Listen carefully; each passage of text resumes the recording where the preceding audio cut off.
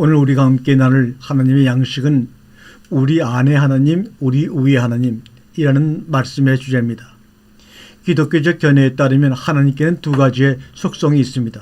하나는 하나님의 초월성이며 다른 하나는 내재성입니다. 하나님의 초월성이란 무엇인가? 하나님은 창조 세계와 구별되시며 우주를 초월해 계신 분이시라는 겁니다. 모든 창조물에 뛰어나시고 그 모든 것을 보호하시나 그들로부터 구별되시며 영혼의 침묵 속에서 스스로 존재하시는 하나님에 대해 우리는 초월성이라는 속성을 적용합니다. 이 세상이 없어지고 모든 생명체가 사라질지라도 하나님은 영원하시라는 것입니다. 그러면 하나님의 내재성이란 무엇인가? 우리 가운데, 창조물 가운데 임재해 계신 분이라는 것입니다. 시간과 공간 그리고 모든 피조물은 형상이 없으신 주님을 볼 수 있게 만드는 옷과 같다, 이 말입니다. 생명이 있는 곳마다 하나님이 계십니다. 자연의 법칙 속에서 하나님의 품성을 엿볼 수 있으며 변화하는 계절에서 계곡의 급류와 조수 속에서도 하나님을 발견할 수가 있습니다. 초월하는 하나님은 능숙한 솜씨로 인간을 지으셨습니다. 그러나 내재 하나님은 인간의 눈을 통해 보시며 인간의 사고 가운데 생각하십니다. 역사를 돌아보면 초월성이 강조된 시기가 있는가 하면 내재성이 강조된 시기가 있습니다. 예를 들어 칼빈주의가 영향을 끼친 시기에는 하나님의 초월성이 강조되었습니다. 그 시기에는 중요한 메시지가 두 가지입니다. 하나는 인생의 영광은 티끌 가운데서 사라진다는 것입니다. 다른 하나는 하늘에 계신 분, 형용할 수 없고 주권적이며 초월적인 하나님을 찬양하는 것입니다. 그러나 오늘날 사람들이 중요하게 여기는 것은 초월성이 아닌 바로 내재성입니다.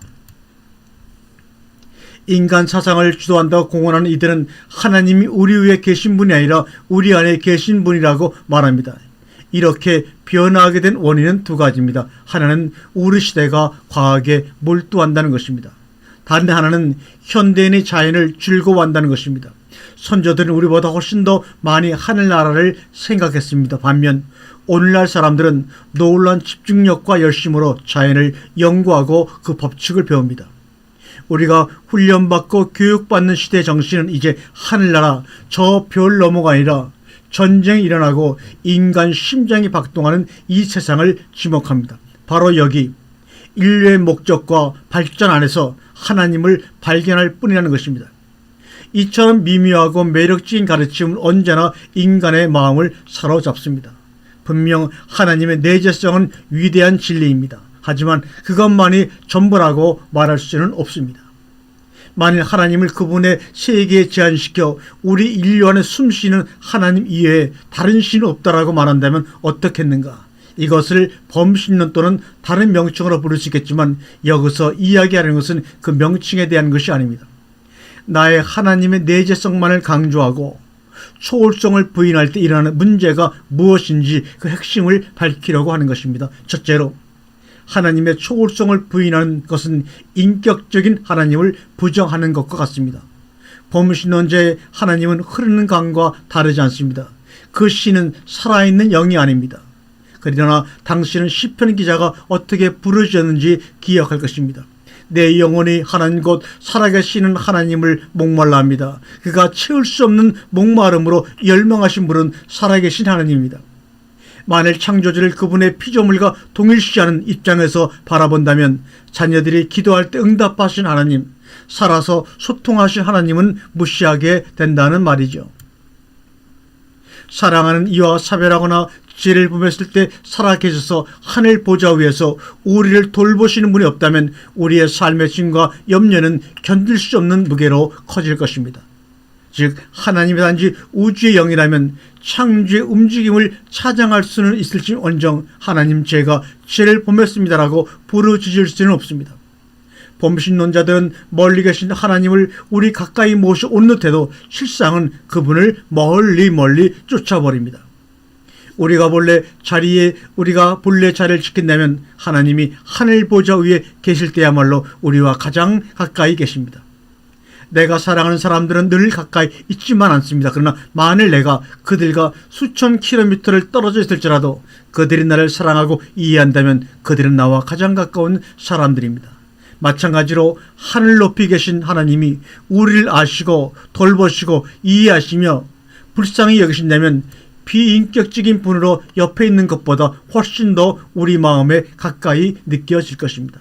만일 누군가가 하나님의 생명이 제비꽃 안에 있다고 말한다면 그는 하나님을 내 손에 잡힐 듯 가까이 데려다 주는 듯합니다. 만일 하나님인 자가 서쪽으로 지는 해에 스며들어 있다고 한다면 태양을 주시하는 내 시선 아래로 하나님을 데려다 주는 듯합니다. 그러나 그것이 전부라면 하나님이 가까이 계신 것처럼 보이지만 실상은 우리가 겉으로 갈망하는 하나님에게서 멀어질 뿐입니다. 마음의 현관을 통해 들어올 수 있는 것은 사물이 아닙니다. 그것을 통과할 수 있는 것은 인격과 사랑과 능력입니다. 그것은 살아있는 영의 영향력입니다. 하나님의 내재성만 믿는다면 분명히 이 모든 것을 빠른 시간 안에 상실하고 맙니다. 또한 오늘 유행하는 범신론은 인간의 인격에 치명적입니다. 우리가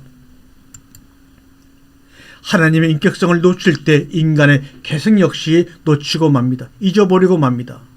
칼빈주의에 대한 어떤 비난 가운데서도 칼빈주의가 인격을 약화시킨다는 주장은 없습니다.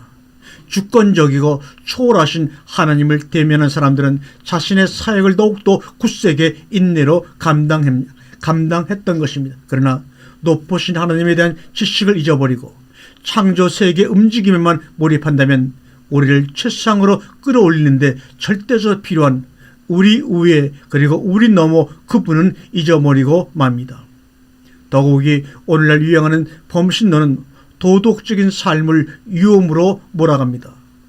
선과 악 사이의 날카로운 구별을 파괴하기 때문입니다. 십자가가 주는 도덕적 능력은 두 가지 방식으로 나타납니다. 선을 아름답게 만드는 한편 죄를 심히 제되게 만드는 능력입니다. 그러나 우리가 아직 죄인이었을 때 그리스도께서 우리를 위해 죽으심으로 하나님께서는 우리에 대한 그분의 사랑을 나타내셨습니다. 로마서 5장 8절의 말씀이죠. 사람들은 그리스도 안에서 하나님의 놀라운 사랑을 가장 깊이 느낄수록 자신 안에 있는 죄악됨을 더욱더 깊이 인식하게 됩니다. 오늘날 가르침에서 잊어버리는 것은 바로 도덕적 유산입니다. 인간성을 비방하는 것은 나쁜 일이다. 하지만 나는 인간성을 신격화하는 것이 더 나쁘다고 생각합니다. 하나님의 초월성을 비웃는 많은 사람들은 자신들이 양심을 따르고 있다고 생각합니다. 그러나 그 양심이란 우리 생각처럼 그렇게 단순하지를 않습니다. 양심은 오랜 세월의 희생과 사랑에 의해 가르침을 받습니다. 오늘 양심이 여전히 활발하게 움직인다고 하지만 만약 그 강함과 부드러움을 유지할 수 있도록 계속해서 영향을 공급받지 못한다면 언젠가는 제대로 된 판결을 내리지 못하는 날이 오고야 말 것입니다. 배타적인 내재성 가운데는 양심을 강화시킬 수 있는 능력을 가진 것이 아무것도 없습니다. 그 내재성에는 하지 말라는 하나님의 율법이 없습니다. 거기에는 인간에게 진정한 용서를 베푸는 십자가의 속죄가 없습니다. 죄를 깨닫게 하려고 그리스도의 능력으로 보내신 거룩하신 하나님의 영이 없습니다. 범신론에는 고지대의 희미한 안개 같은 매력이 가득할지 모르나 그것은 서서히 그리고 확실하게 선과 악을 뒤섞으며 양심의 토대를 약화시킵니다. 그 논리적인 결과로 세상에서 심은 정의가 돼버리고 마는 것입니다.